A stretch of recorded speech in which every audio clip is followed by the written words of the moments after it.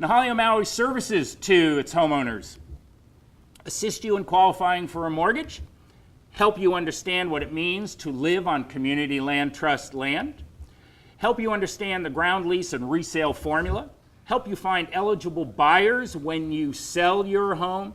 We have a pool of buyers. When that house came up for resale, our first resale, there was no shortage of families who wanted to immediately move right in.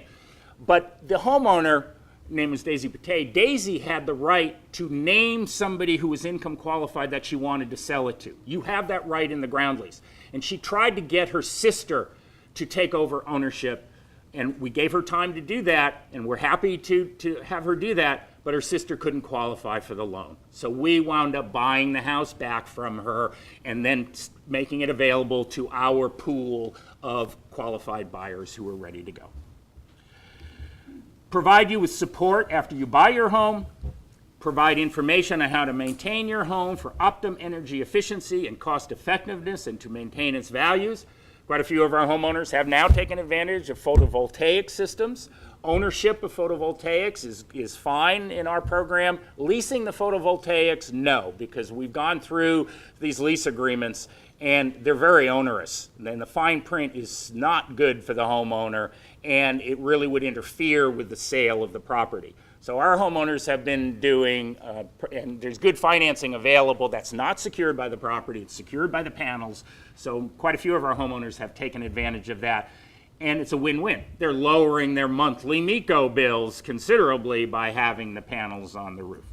So we're just saying, make sure that you're going to put PV system up, you got to own it. You got to own it. Yeah, because the terms of those lease agreements that I reviewed were onerous. And obviously the homeowners aren't reading them, because if they were reading them, they wouldn't be taking them out if they really understood what some of those provisions were in there.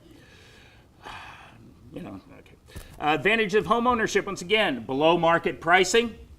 Last house currently 38% below a conservative appraisal. If that house was actually put on the market, it would be put on the market in the high fives, not 530 that it appraised at.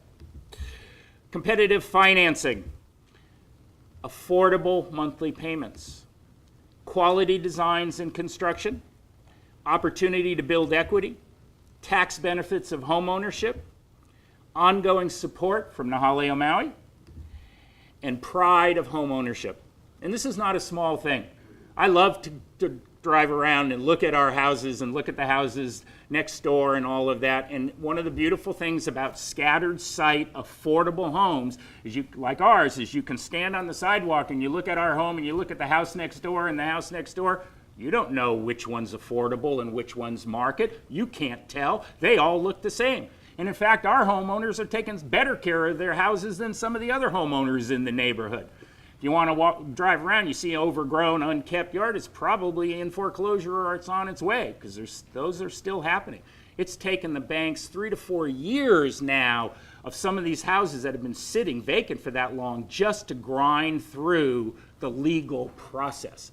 Meanwhile, those houses are deteriorating. We know it because our rehab costs are going up dramatically as these houses have been left to sit abandoned and not maintained year after year. This is a tough environment to do that in, and it's taken its toll. So what are we doing right now? We're still requiring rehabilitating foreclosed homes with $3 million of federal funds from the HUD Neighborhood Stabilization Program, $2 million of county funds from the Affordable Housing Fund, converting them to community land trust property for low and moderate income families. We're negotiating with the county to handle the buyback of existing deed-restricted affordable homes and converting them to community land trust properties. We were fortunate enough to preserve affordability of one of the homes in Waikapoo Gardens recently. That was a deed-restricted home that we turned into a permanently affordable community land trust home.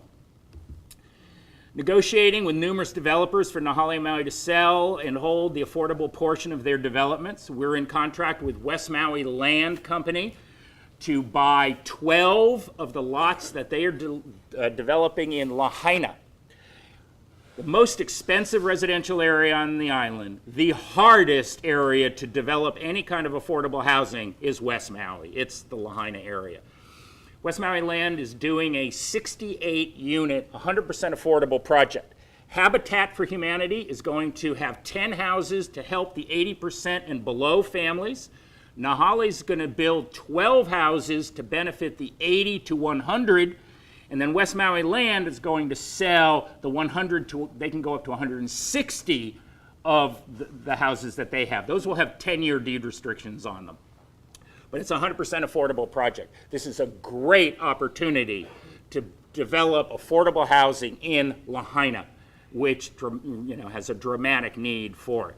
So this is one of the things this was in our original business plan, was to partner with developers to help them with their affordable requirements so that they can build the houses and do what they normally do, and we can do what we do, which is work with low and moderate income families, income qualify, counsel, do all of those things that we do that way. But when the economy changed in 2008, just as we were getting started, the ability to partner with developers evaporated because nothing was being built. So that's when we shifted focus to go after these abandoned, foreclosed homes that are sitting in existing neighborhoods and started rehabbing them. Now we're going back to our original business plan because the residential workforce housing policy has been revised, the builders are gearing up again, the economy's better, and we'll be looking to partner with them to help them with the affordable components of what they have to build.